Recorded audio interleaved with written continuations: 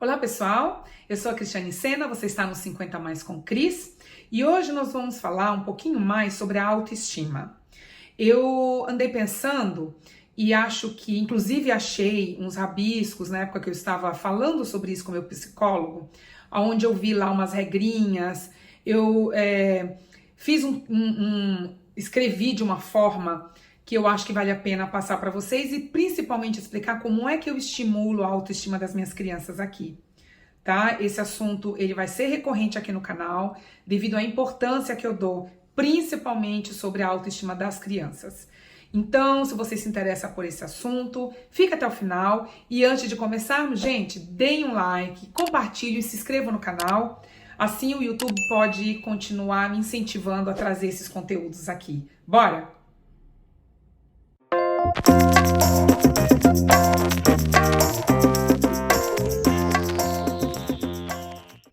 Então, gente, eu achei aqui uma regrinha para que a gente explique melhor, para que fique um pouco mais didático essa concepção de novo sobre a autoestima, certo? Então, ele disse assim, olha, meu psicólogo, tá?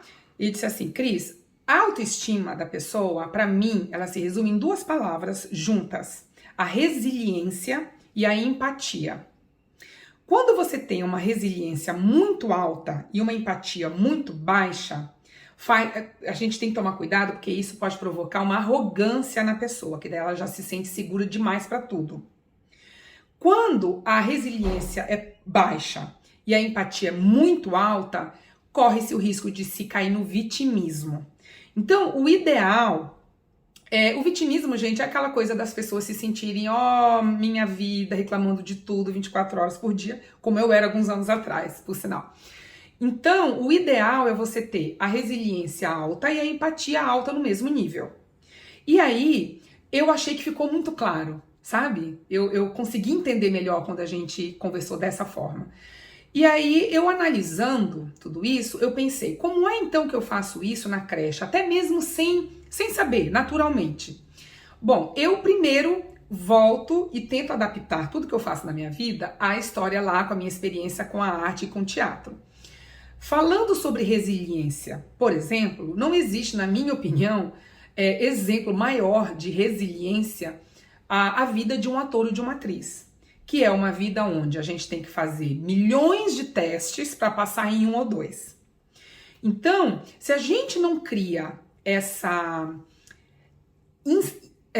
dentro da gente essa força chamada resiliência, que é o que leva a gente a cair e levantar, que é o que leva a gente a enfrentar as adversidades da vida, não é? Que é o que leva a gente não desistir daquilo que a gente quer, principalmente quando a gente acredita que aquilo vai dar certo. Então, essa resiliência, quem mais tem, o maior exemplo é a vida de um ator ou de uma atriz. E eu passei por isso. Então eu sei do que eu estou falando. Eu posso falar disso. Eu não vou falar sobre isso, mas eu vou falar disso porque eu sei o que foi. Não é? Logo no iniciozinho que eu achava que daria para eu ainda ser atriz, depois eu percebi que não, mas que eu ainda queria continuar trabalhar com a arte, mas de uma outra forma. Que no final das contas deu tudo certo. Eu continuei insistindo e por mais tarde que tenha acontecido na minha vida, mas eu nunca desisti, desde que eu descobri que era isso que eu queria. Aí, essa é a resiliência. A empatia, ela tem que estar no mesmo nível quando a gente entende o outro. E, de novo, não tem uma outra profissão melhor do que a profissão de ator ou de atriz. Nós temos que nos distanciar da nossa personalidade, né? Na maioria das vezes, e criar e viver uma outra pessoa. E fora os laboratórios, os exercícios que nós temos que fazer para viver aquela pessoa que muitas das vezes é totalmente diferente. Então, é isso que eu acredito que deveria ter, inclusive, em todas as escolas, que é o teatro. O teatro deveria ser uma matéria em todas as escolas desde a infância. Mas, enfim, isso é uma outra história.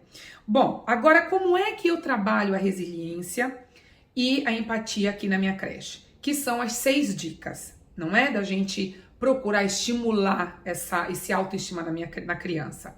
Para resiliência, as 3 os 3 hábitos, as 3 dicas que eu daria é a questão de, primeiro, não deixe a criança verbalizar toda vez que ela não consegue, não é? Isso realmente é muito prejudicial.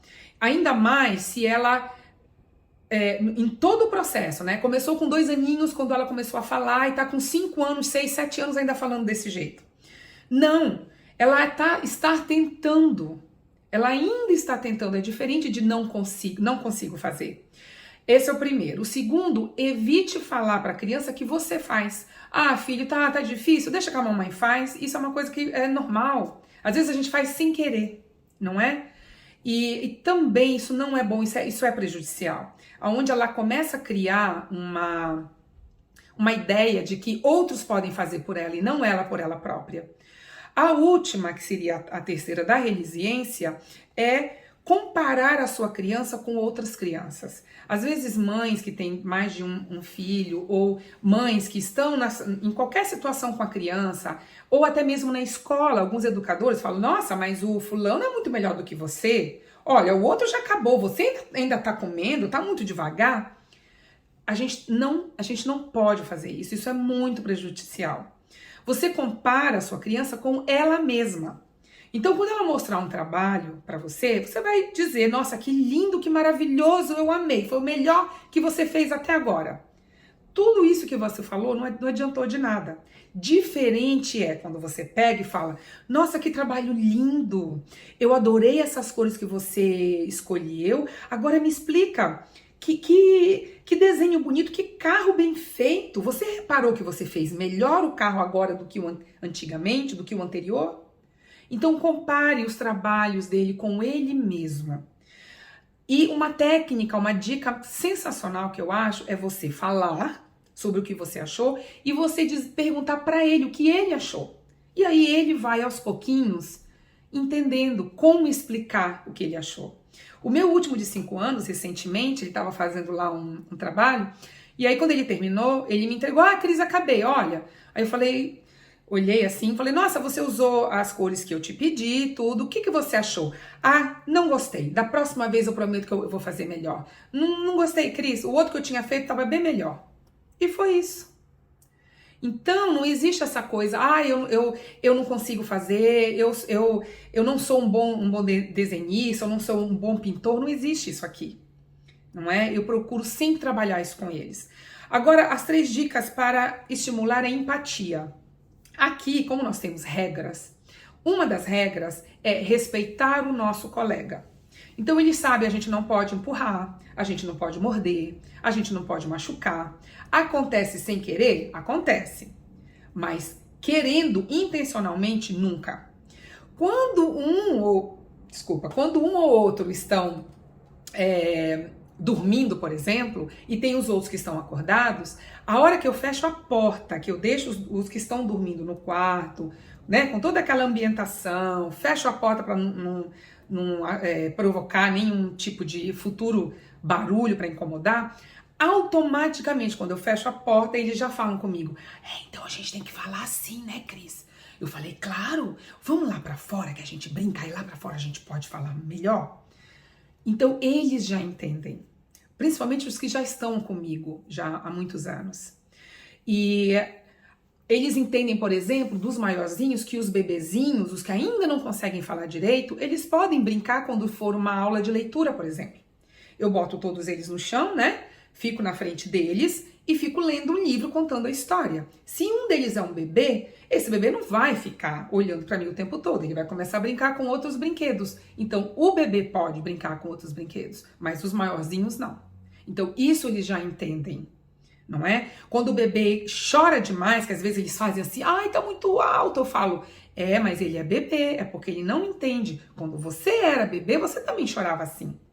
Então, entendem, é muito mais aceitável. E aí, eu diria que assim, se eu fosse uma mãe, eu incentivaria a doação de brinquedos. Então, todo final do ano, eu sei que muitas mães fazem isso. Vão com eles doar, peguem os brinquedinhos deles, levam eles com você, entreguem para as crianças pobres, para algum bairrozinho que você vai ver, para eles olharem e verem o que é uma criança que não tem brinquedo. A segunda coisa, leve para visita em alguma instituição, uma instituição de crianças, um hospital, se você tem uma amiga que esteja hospitalizada. Claro, com uma criança um pouco mais velha que você possa explicar. Eu faria a partir dos 3 aninhos, tá? E conversar sobre as emoções, que isso eu acho que é a coisa mais fundamental para uma criança. A criança ela começa a dar escândalo, minha gente, por vários motivos. Um deles, maior, é a frustração. E um sentimento que eles estão tendo que eles não conseguem explicar, porque eles não conseguem achar as palavras corretas para aquele momento. Então, se a criança está ali gritando, rolando no chão e você fala, por que você está fazendo isso? Você está machucado? A sua barriga está doendo? Não é? Você está cansado? Uma hora ele vai concordar com você. E o cansaço, dentro da minha experiência e dentro da experiência dos educadores, que a gente conversa muito entre nós em alguns momentos de reunião, a grande maioria fala, o maior motivo para escândalos é o cansaço deles, e eles não conseguem explicar. Eu, quando tô cansada, eu fico insuportável. Eu imagino uma criança, tá? Então, gente, é isso. Se vocês tiverem alguma outra forma que vocês praticam com as crianças de vocês, por favor, gente, escrevam nos comentários. Se vocês acham que valeria a pena eu tratar aqui sobre algum assunto mais específico, eu ainda vou falar sobre tantrum, tá? Que é esse escândalo que a criança faz, às vezes até em público.